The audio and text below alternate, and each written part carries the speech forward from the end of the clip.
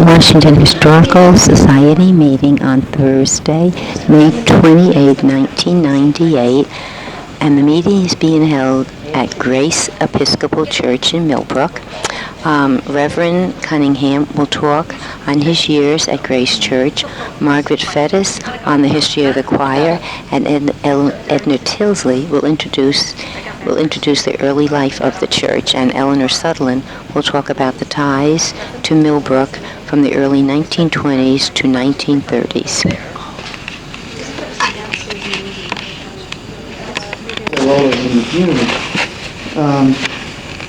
I'm going to read you, I go to Grace Church, and our board is made up, it's very interesting, our board is made up of members of each church. So it shows that we really work together, and we respect each other. It doesn't really matter which church you go to, it's how you behave. And I really like that feeling that I can talk to anybody from the Federated Church without being looked down upon because I go to Grace Church. Or St. Joe's, I can talk to anybody at St. Joe's, and I feel comfortable talking to Butler Connor. I feel comfortable talking to Carl Esmark as well as Keith Scott. So that's just a nice feeling to have that. And I think we can all do that, and they're not going to turn you away. But I'm just going to read you one little introduction that Margaret and I, that Margaret and I were on a committee that wrote. Grace Church is a very special place for many diverse people. It is a place where people come to hear God speak and to listen. It is a place where people come to find spiritual direction and solace. It is a place where people come to feel welcome and to be part of an extended family. And I think that's true of our community in Millbrook, and that's really what it is here. And we all, doesn't matter what our faith is or whether we go to a church, we're our community, and this is the history of our community. So on with the show, and I think I'm going to introduce Robin and Elinor. I'm doing it. Oh, I'm sorry to take that pressure away from me. Margaret. I'm going to introduce longtime member of the Historical Society. Longtime member of the Historical Society. Past president and treasurer and everything else? You're never president? Okay. No, my wife's claim to fame is working 3 years with Louise Tompkins and taping her column. All right, well then, I'm going to introduce Edna Tyldesley. Thank you. Thank you. Well, good evening and welcome. I'm at a disadvantage here because of that light behind you. Yes. I know heads. I see heads, but I don't recognize very few of you. So, our presentation this evening is going to be given by the Archives Committee, and Margaret Fettes as well. So let me introduce the committee and speakers to you. Robin Capers is our very efficient chair. Elinor Sutherland is our most knowledgeable member, being a native of Millbrook, grown up in Grace Church. Winnie Tolman is the next knowledgeable person because she was church secretary here from 1969 to 1986, right? And then the Reverend Mr. Cunningham was here from 1954 to 1966. That's right. And Margaret is a long-time member of the choir, not an archivist, but an archivist.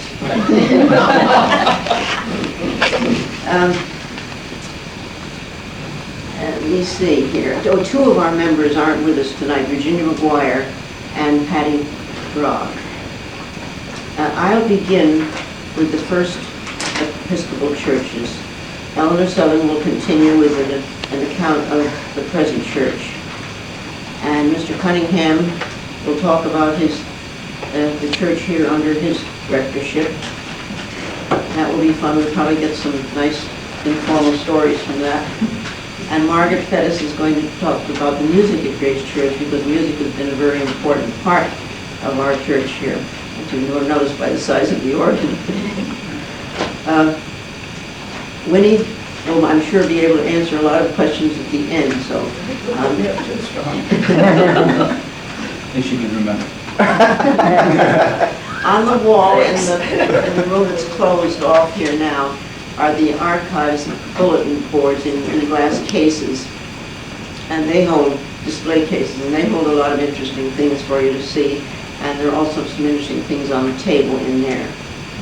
It's like a birthday party. That's the only reason we have the doors closed. You have to see what you're doing.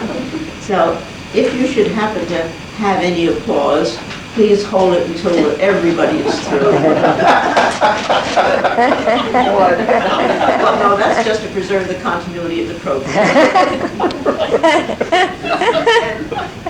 Then we will have a question and answer period if you wish, and then we will have refreshments, and they're prepared by Gayla Fideli, who is our wonderful person in charge of food for all church functions here. So now we get on with the show. Long before there was even a thought of Grace Church Millbrook, or even a Millbrook for that matter, back in the 1840s, groups of Episcopalians in Hart's Village, met in Hart's Village, at individual homes, with services being conducted by Episcopal clergymen. And one of them was I know that. So Homer Wheaton. Now, some of you may have noticed in today's issue of the Roundtable that on Saturday there's going to be a memorial service at St. Peter's for a Homer Wheaton. But the Wheaton family has been a very prominent family in this area for a long, long time. And I couldn't find out, although I tried to dig around and find out the relationship between the Homer Wheaton, who's recently died last fall, and the Homer Wheaton who was the visiting clergyman in Hart's Village, but I couldn't. However, the Homer Wheaton that did visit in the 1940s had been prepared for. He prepared for law, and then he prepared for the Episcopal ministry, and he was an assistant at Christ Church in Poughkeepsie, and then he became rector in Christ Church, but he didn't stay that long there. Did you say 1940? She did, but No, you meant 1840. Did I say 19? Yes, you I'm sorry. You're sharp. Yeah. Well, I totally corrected. We need everybody here. And he came out from Poughkeepsie to carry on services, and then he came back to Lithgow, and he was very influential in starting a church over in Amenia Union and in Beekman. So this arrangement went on until 1863 of the visiting clergyman, and in May of that year, Eugene C. Pattison, who was a missionary and rector of St. Peter's in Lithgow, began to hold regular services every Sunday under the auspices of the Dutchess County Missionary Convocation. And in 1864, he organized a parish, Grace Church, Hart's Village. The cornerstone for a church was laid there in September 1866 by the Missionary Sister Society, Missionary Convocation, I should say. The church, a church building, 40 by 20 feet, was erected. It was a wooden structure with a slate roof. And that, interesting enough, that most of the funds for that came not from the local area, but from various places across the country and in New York City, strangers to New York City. The church was consecrated in June of 1867 by Horatio Potter, who was then the Bishop of New York. The cornerstone was later used in the second church, and then now is embedded in the buttress of this church, the northeast corner of this church. So we do have that continuity of feeling carried on from the first early church. The church was built on the south side of the Dutchess Sharon branch of the Dutchess Turnpike, which is now called the Bypass. our historian, Carmine Giarpino, gave me a copy of his map, and we put that in the case, didn't we? That's in the case out there. And it is hard to see, but we did mark it with a red pin, the approximate place of the site of the church. It was just east, if any of you know where Mrs. Holt lives. She's a white house with always a nice plowed garden in front of the one side of the house. And it's just east of that was the site of the church.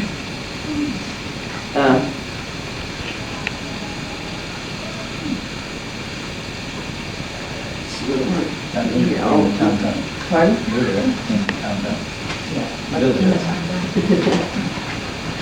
So, sadly enough, the church was burned in 1870, and according to the writings of the late George McGonigal,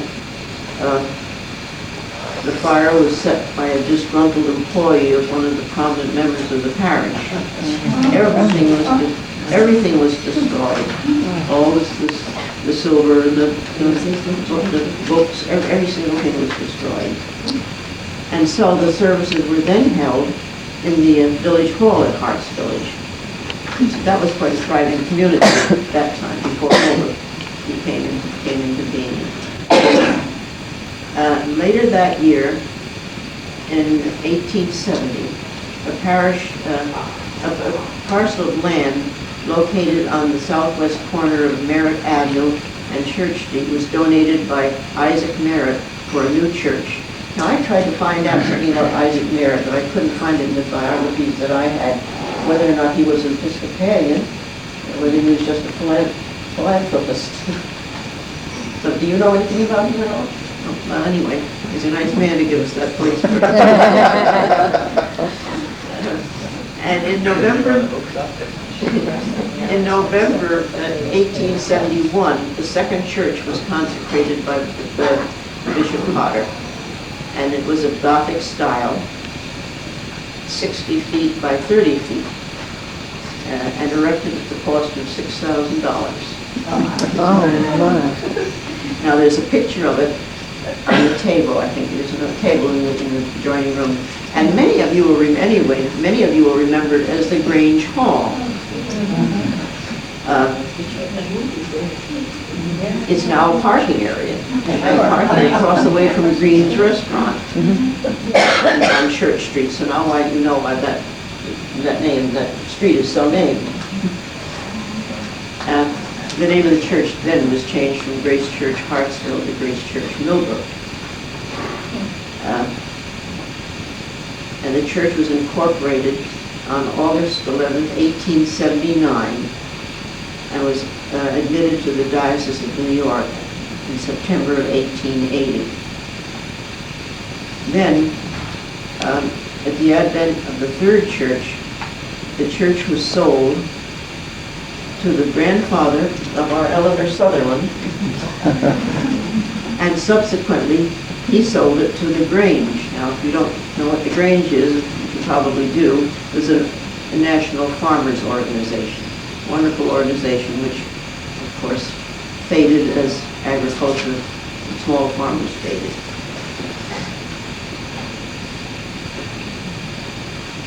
I think now that Elinor will carry on. Well, in 1899, John D. Wing donated this parcel of land, and the church was started. The church building was designed to be similar to the architecture of Stokes Poaches Church in England. The cornerstone was laid in 1901, and the church was consecrated in October 15, 1902. The rectory was built in 1903, and the parish house was dedicated May the 1st, 1910. This has always been a very busy place, as most of you know. There were bowling alleys downstairs, and a pool table in there. The men's league bowled Tuesday, Wednesday, Thursday, and Fridays. They were very, very busy. And Monday nights, the ladies fold. Saturday morning, the kids were able to. So it really got used. We had the ladies auxiliary, who took care of all the missionary work, and the women's guild, that took care of all the buildings and kept them all spruced up and supposedly looking nice. We did sewing for hospitals, and I remember my grandmother always coming home with an armful of surgical gowns and diapers. Then in the summertime, we have a lawn seat down that way, all over here where they sold everything from soup to nuts. But they had crafts and candy booths and just all kinds of fun things to do. And of course, I'm sure a lot of you remember the rummage sale, which went on for years and years and years. Started with that in 1920s. Oh, yes. 23. As long as I can remember it was going on. Then for the Sunday school, we used to have a yearly Halloween party. And Christmas time, we all had to get up and recite a piece, sing carols, and the older kids would do the Christmas pageant. And boy, Santa Claus came and brought us a box of hard candy and an orange, and we were thrilled.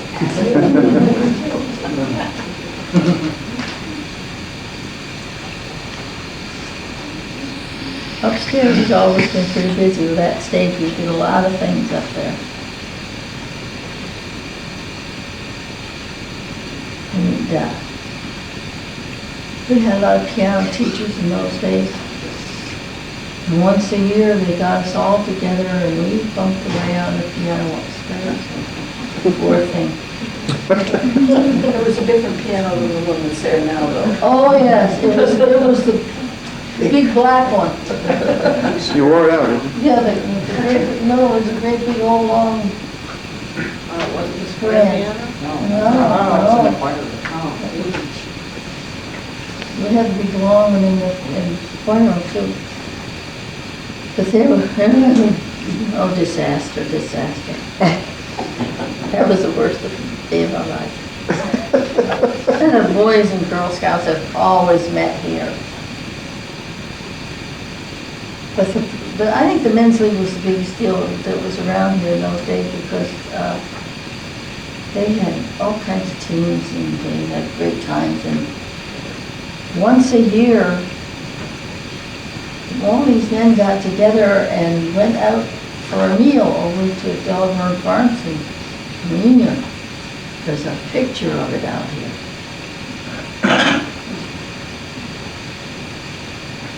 I should also, I guess you all saw the hanging that was on the altar. Today we had this lovely group of ladies who enjoyed embroidery. And with Mrs. Parshall and the Needlework Guild, and they made many beautiful things for us. We used to go on Sunday school picnics in the summertime. First we went down to Tyrrell Lake. Then we went to Upton Lake. Then we got to go to Lakeville.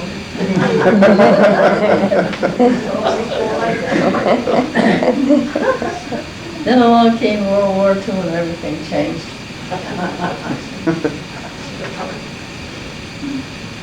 That's my story, I'm afraid.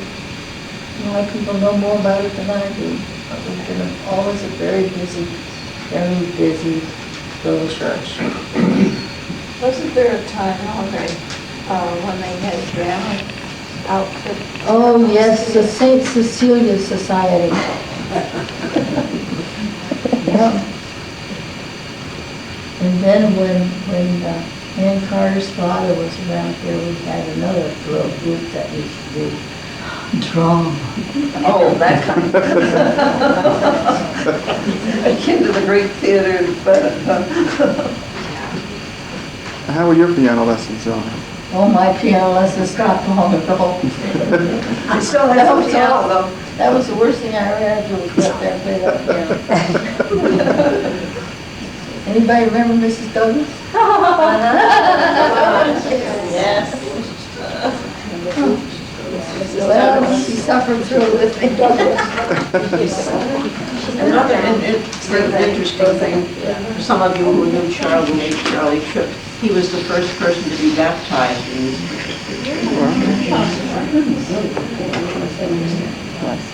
That is next door to the Grange Hall for years.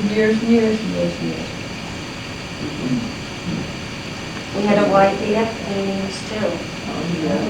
Mr. Groom, we went on visitation in different churches all over. Ray, it's your turn now.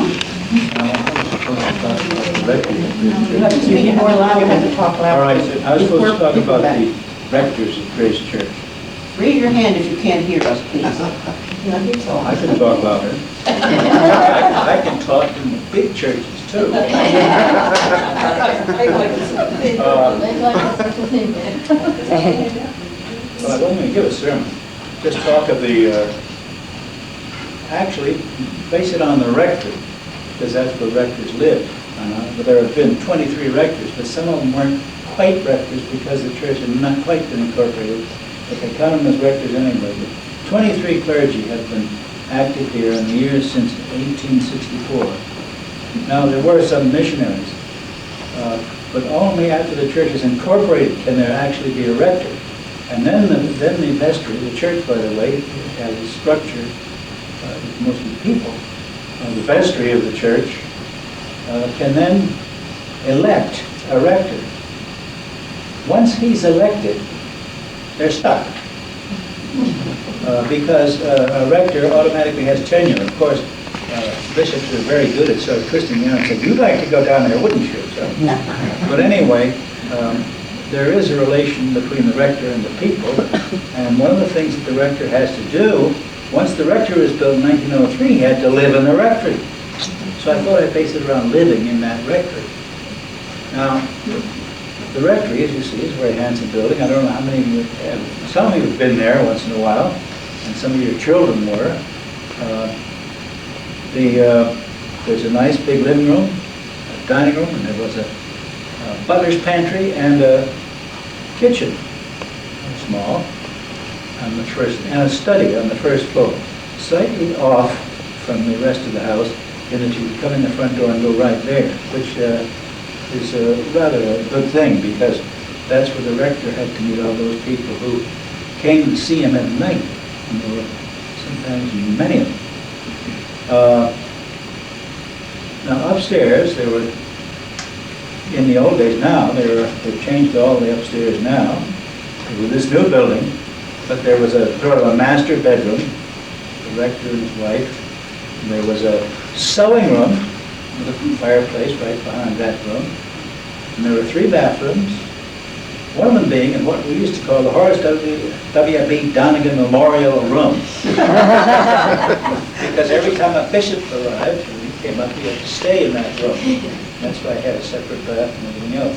And then there was a large room for girls and a smaller room for boys. We could tell by the wallpaper what it was. In other words, made for large families. And we had 3 children, and they fit in very well. And a very nice house in many ways. Now, one of the problems is it had other inhabitants too. Forever and ever, and they're still playing the game with that. And they did for every rector since I don't know how long. But anyway, a number of, you can still see them, there's a number of squirrels that live in all the trees around here. And they're very active. And inevitably, we had squirrels in the attic. Everybody did. Every rector had it. And you can hear them under the ceiling, the old ceiling. You hear them bowling There have been various ways of trying to get rid of them, namely block up all the holes. No, there they come back. And couldn't find all the holes. And then there were people who might have tried a little poison, a few smells, but didn't get rid of them. And then, I think now they've got a machine that makes a funny noise. That makes it but I doubt it. Because I think there have been so many generations of squirrels that have used that, the upper floors of that rectory as their home for so long that now there is an instinctive implant in the squirrel. If he's born around here, he got heads for there. That happens, you know. The birds have a homing instinct and things like that. And I think squirrels develop it. But that was always part of the fun. Now, it's sort of interesting the way the first rector did there. The first rector to move in would have been William C. Rogers, and then Bishop Gilbert, who, when he wasn't a bishop then, was the second rector who lived in that rectory. Now, you've seen, as you come in, you see a sort of a barn-like, small barn-like structure on the right. That was the barn.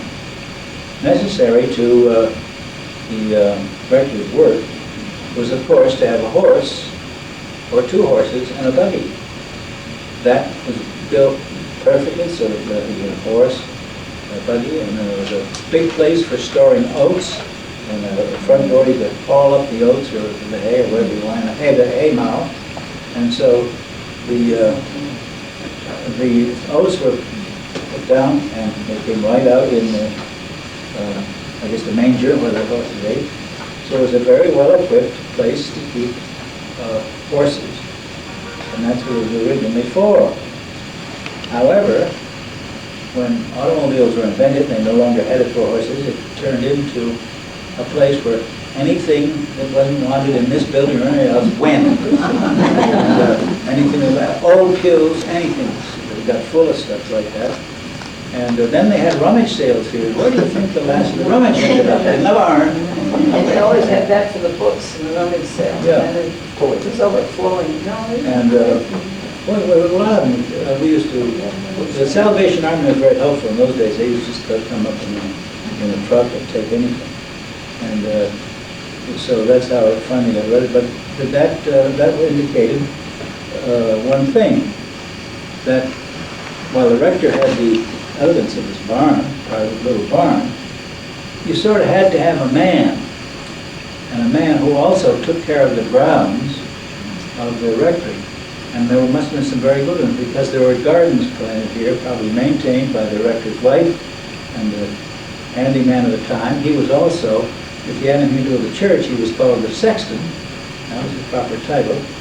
And but it was his job to assist the rector, harnessing the horse, getting him going, and he had to brush off or shovel off for walks.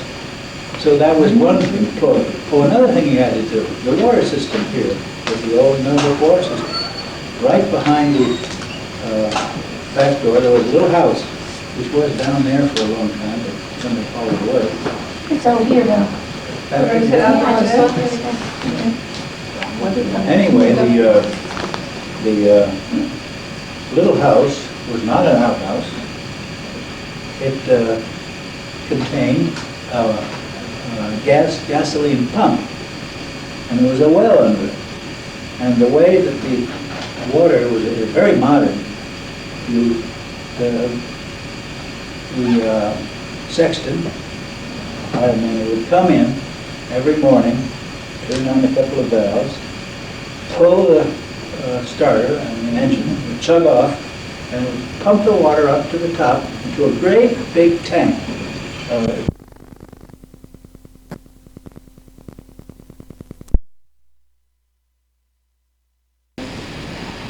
There are some customs. Quite actually, it went back to the days of Ross Greer and his wife. Ross Greer's wife told me about this. There's a little front hall, fairly large front hall, and at the end of it is a nice little mahogany table. And on that, a silver plate. Now, some of you can remember that in your maternal house. In the hall was a table and a silver plate. Now, the custom then in Millbrook, and at least in Grace Church, was that particularly the high-born ladies of the town would go to call on the rector, wife, and she had to be at home sometimes. If she wasn't at home, they dropped a card.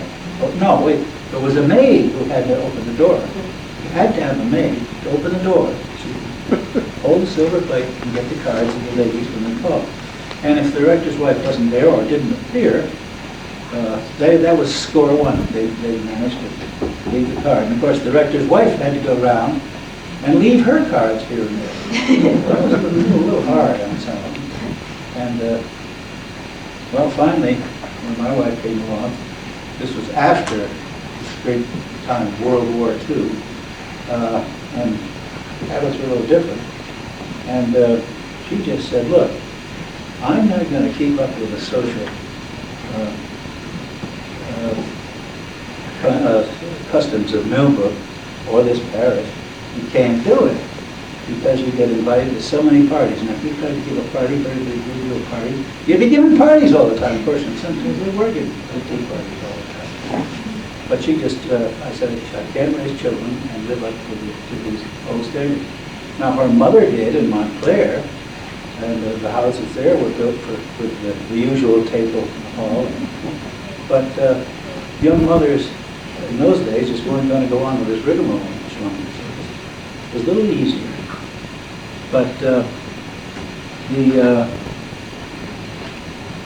rectory was, you had to live in, but this made you very accessible.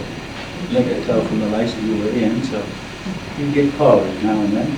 And one thing that happened to me when I was, in the early years I was there, was this gentleman, short, real stout with a long mustache, and a terrific Irish brogue,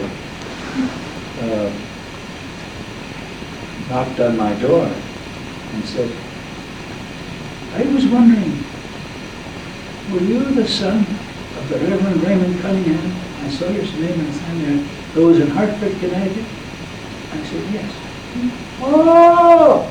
Well, I remembered him then. He was a man, an Irishman. He was in the Irish Guards and had the papers to prove it in the World War I.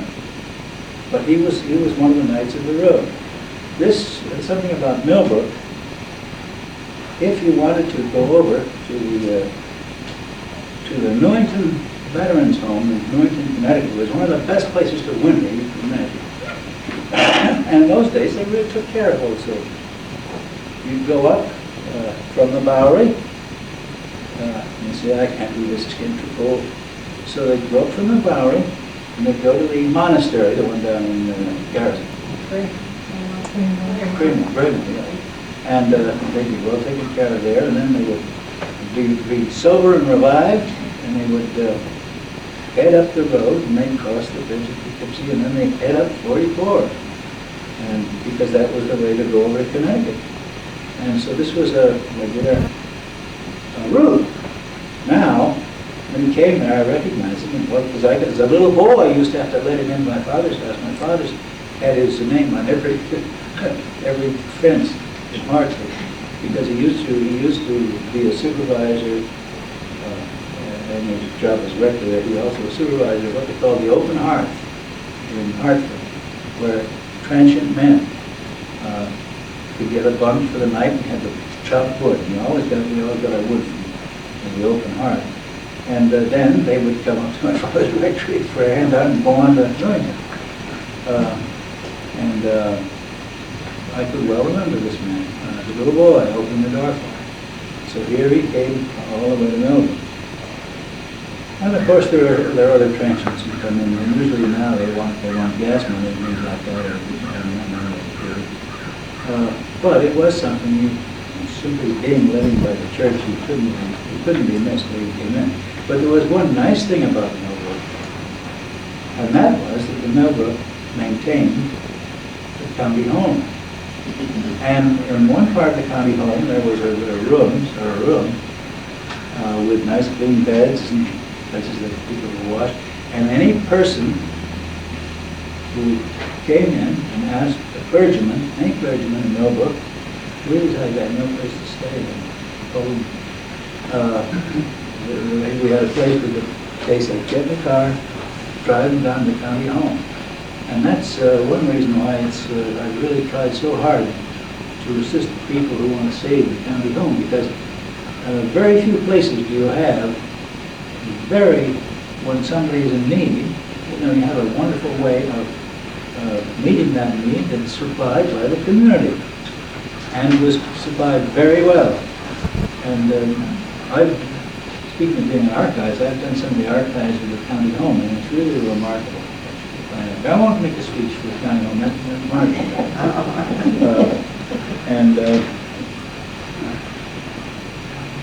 So that's something that Bud Light was like there. I never had the bowl. No, you took the hours out. No, we cut it up. We had a Brotherhood of St. Andrew here, which was composed of some very friendly men and very able men. And when we said, we have no room for the Sunday school, this was a nice big thing, because you try to pack them all in upstairs, as we did, and can't hear yourself think. Learn Monday, packing them in. When we arrived at the rectory, the basement was absolutely full of old wood. I remember some of it logs, many of it boards. One of my predecessors had been a miser of wood, because it gets cold during the winter, and then you have a nice fire. And the original furnace was one where you would do it with coal or wood or whatever you wanted. And so the cellar was packed with stray pieces of wood. Like talking about squirrels, well, that was the habit of one of my predecessors. And we had Nancy's father. Nancy's father was seen one and says, we're going to clean that basement. And he did. And what happened?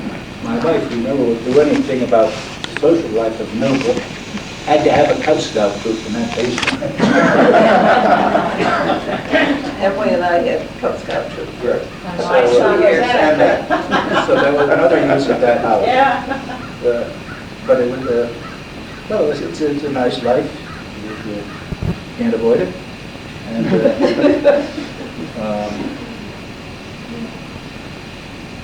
lots of things happen. It's fun. And tragedy and joy happen. You're right there for it. Some good things were done in that rectory, and some bad things were done in that rectory. That's sort of life around here. May I add to your list of stories, to tell one story of something amusing that happened in the dining room of the rectory when the Greers were here. We had an organist and all of these people should be nameless. An organist who was full of practical jokes, but he was an attractive young man, and so he was always invited as the extra man at dinner. Sat to the right of his hostess, and he knew that by the hostess's foot there was a button to call the maid. So he would slide his foot over and step on the button. The maid would appear at the door, and the director's where you go. A little while later he would do it again. I can't hear him back. Oh, you can't hear? Oh, a little while later he would step on the call button for the maid again, and she would appear at the door, and the wife would shake her head again. Well, I don't know how the end of the story was, but that was the kind of thing that he did, so I'm sure the maid got a good dressing down at the end of the meal. I remember those things too, but so often it was somebody who say a large man with long feet, who wouldn't do it deliberately, but just managed to hit the button and didn't know what was going on. Something you don't have to remember these days. Margaret, you're going to tell about the music. Right. Well, of course, I stole out of our history some of the things that about our organ and about the choir, but I'm going to add things that are not in here. Of course. Right. Music at Grace Church has played a significant role in its worship over the years. Little survives in the records about music in our church's early history, but since the turn of the century, when the present church building was constructed, we know that there had been an organ and an adult choir. Responsibility for both were handled usually by one musician. A youth choir begun in 1948 by Vera Tripp and Mary Morley functioned until 1974. Well, now I was here before this time, and we did have children's choir, as she well knows. Sure, I was in it. Right, you sure were. We all were, right? Oh, right. And it was directed by the organist. And we had our little red robes with our stiff little collars and our bow ties and our little hats. And and they had to be just right or we were in trouble, right? Right. You got a choir mother. Yeah, and we had a choir mother. But and so I don't remember when the youth choir, I don't know what ages those started, but we certainly, from little tiny kids, were in this, the junior choir, children's choir. And I remember, and John drove, and of course, the one we started with was Mr. Williamson, but along comes John Grosvenor, and I think he's the one that pushed the button for the name. It sounds like John Grosvenor, who has a sense of humor, and he was a lot of fun to work with.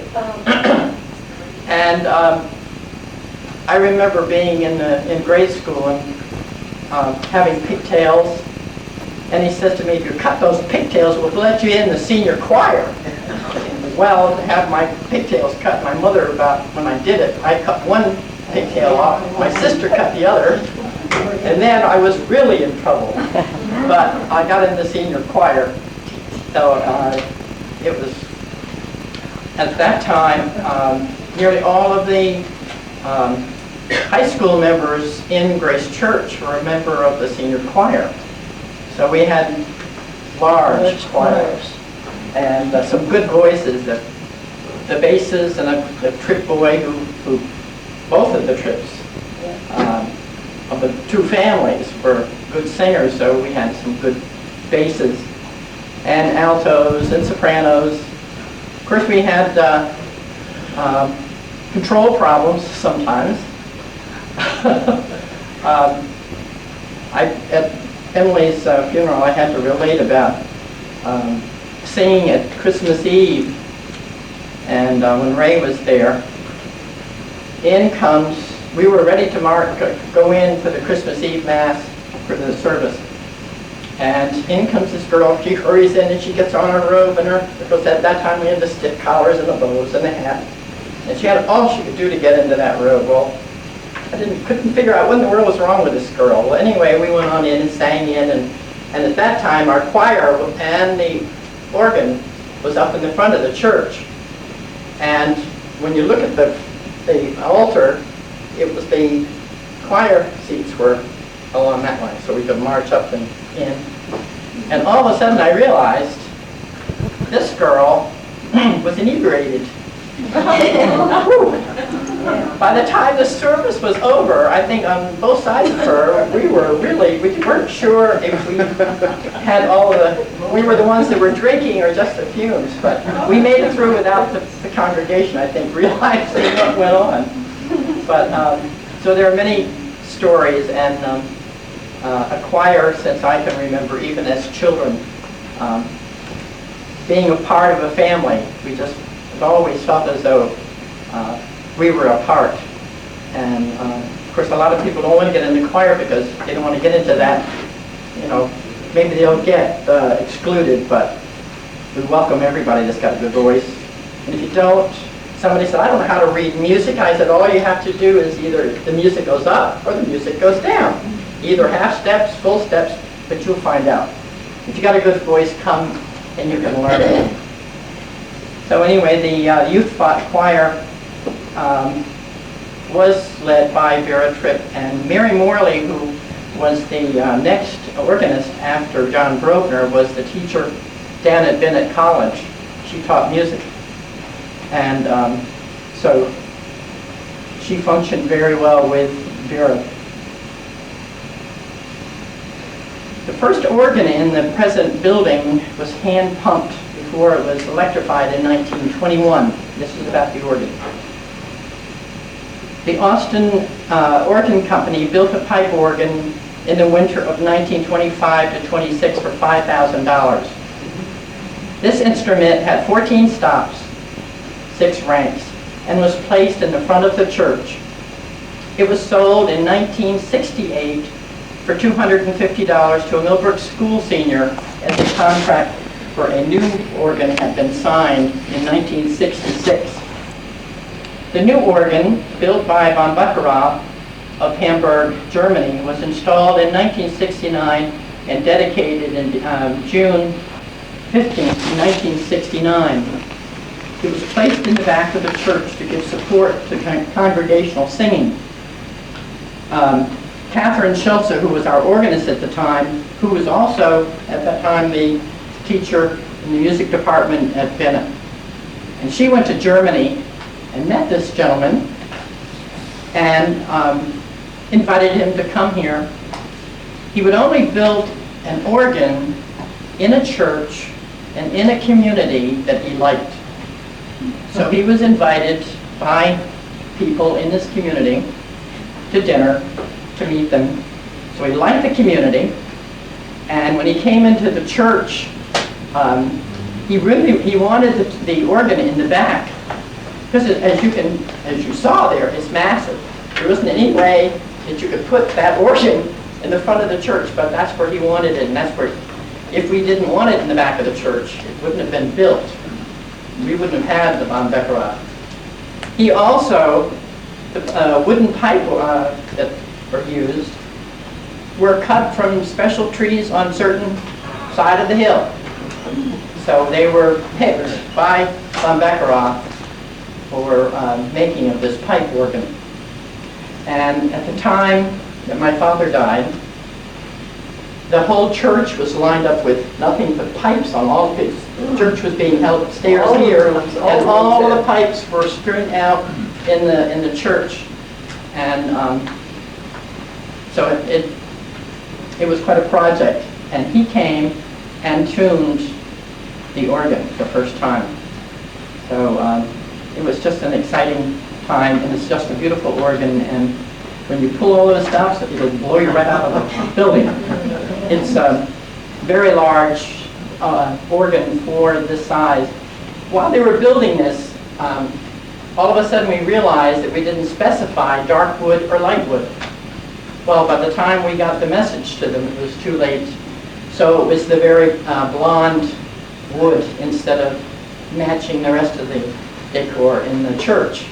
This was all put on a tractor trailer. All these pipes were put on tractor trailers, and that's how it was shipped across and brought here. So they built it and then dismantled it in Germany, didn't they? And then brought it all over here in pieces and and then put it in the church. And it's a tractor organ too. Right. No electric connections. It's all done by pressing on the key and by long sticks and everything else that go from the keyboard right to The only electric is the one that's there for the keyboard. the For the blower. Oh, for the blower. You're right, blower. Yep.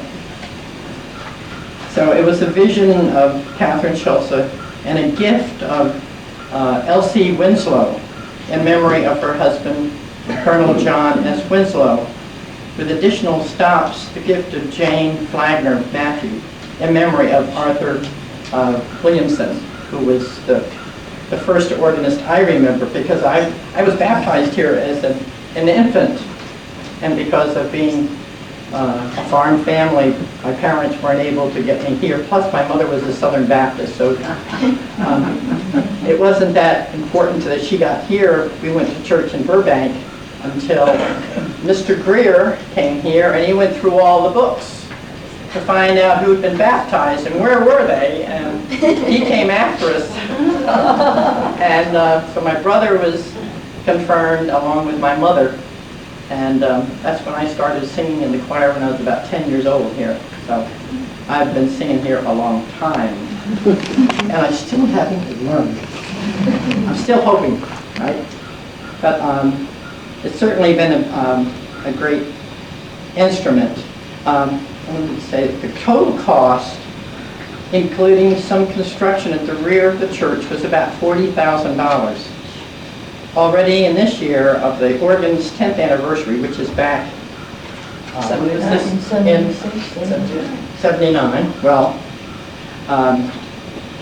the cost to replace it would triple the original cost, if not even more this time today. Even while I was still, even while I was still secretary, and they had it appraised for insurance purposes, I think it was over $200,000. That's bad. I'm not How much positive. to clean it now? Is it just originally put in there? It's like putting a Stradivarius in the chicken coop.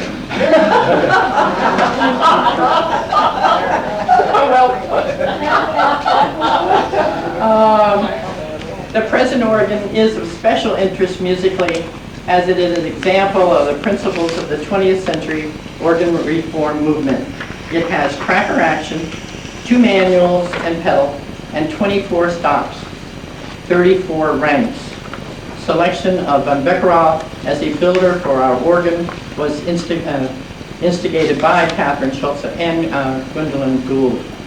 Since 1969, over 50 concerts have been presented, 26 of which were organ solo recitals performed of musicians from all over the Northeast United States. The choir has also presented some of these concerts. We were very lucky, I would say about 10 years ago, or maybe not quite that long. We had a grant from the Arts Council, and so that helped to bring in some good musicians and concerts here. Yeah. So, That was 1 year ago. well, I don't know. We all keep track of time. Well, I Before you know it, I've been out as secretary for 12 years, and I don't think they've done any of that. When you mentioned Gwen Gould, she came up from the choir and learned how to play the piano and practiced in the piano in the church then, it was in the choir room, and learned how to play the organ in the church. Went on to college for Oberlin, where got good organ training. And she's been a musician in New York City, and she is also now the conductor of the Columbia Orchestra, right up in the next county. And they have they do quite a musical program in that county, all because of Gwen and her influence. Great. We also had the Carolinic bells, and we used to have a keyboard alongside of the Carolinic bells. It was not only playing music throughout the community automatically, but you could come in and play whatever you wanted to play. And in talking with one of the trip girls, her child was coming in at 6 o'clock at night and playing hymns. Nancy's mother used to come up, complaining of the cold and their sinus, and play it every night. We had to do it. It wasn't just when you wanted to. You had to. Somebody had to play it. So. Any questions? And later we'll have any questions. Okay. Robin? Well, I'll be quick. Because I'm the newest member of the committee, and so I really don't have that much to say. But I thought joining this committee, this would be very quiet. And we would really not do too much, and this would be good. Well, it's just been just the opposite. So, and of course, I joined at the end. They really did all the work before I got there, Patty. But it really sort of started when they decided that the barn needed to be renovated to be the office. And as the Reverend said, there was so much stuff in there that where was it going to go? There was papers, there were pews, there was anything. What were we going to do? And then this building, of course, wasn't in very good shape either. So they were discussing renovating this, so it couldn't go here. So it went to Elinor's house. And some of it's still at Elinor's house in the barn, but all the papers and all the archives materials that at least we thought we should save, we didn't really know if we should save any of this. Nobody really knew what was there, but it all went into Elinor's front room for six years, was it? 6 years. Wow. And there was and there were piles of boxes and things. And so that was the beginning. And then, Actually, it was a reception also. oh, okay. Well, this room per room, you know, never going to use it again for a company because it was just full of junk. And so the Archives Committee, of course, was going to do this. So Edna found Brother Dennis Fennett from Braymore, who is the head of the archives down there. And she had been told he does this for organizations to get them started. So he came up and he started with the group. And they had been working for some time, even I guess when Pam was here, that he started then. So I really came in at the end, and of course he is quite a character and has taken us to the dedication day of the new parish house. We finally moved in out of Elinor's front room into our new quarters. We're still not quite finished with putting all our things. Our big thing is to put everything on computer. I don't know if we all know that we're going to do this so successfully, but we're slowly, we've gotten things in files, and I think that's really why they made me the chairman now, is because I'm the only one that can climb up on a chair and get those top files in our cabinet, because they don't want to do this. And I'm the computer. Yeah, well, Patty, I think, might be the computer person, but when Ken Swanson was here, after we had the dedication of this building, he said to Edna that he really wished this building was used 24 hours a day, 7 days a week. And as Ray had said, it was used by, you know, all different groups for recreation in the village, the bowling alley, for all sorts of groups, and that's really what we wanted it to do again. So far we have AA that meets, I think, 3 times a week here. We have the seniors who meet here. We have the Girl Scouts and we have the Boy Scouts. So I think we're on a roll.